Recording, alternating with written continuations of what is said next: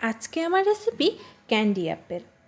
এই ক্যান্ডি অ্যাপেলটা দেখতে যেরকম সুন্দর, খেতেও অনেক মজা। আর যেসব বাচ্চারা আপেল খায় না তাদের কিন্তু এভাবে বানিয়ে দিতে পারেন।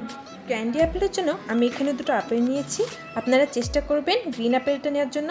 আমার কাছে গ্রিন অ্যাপেলটা ছিল না, তাই আমি ঘরে থাকা যে আপেল ছিল সেটা দিয়েই ক্যান্ডি অ্যাপেল বানাবো আজ।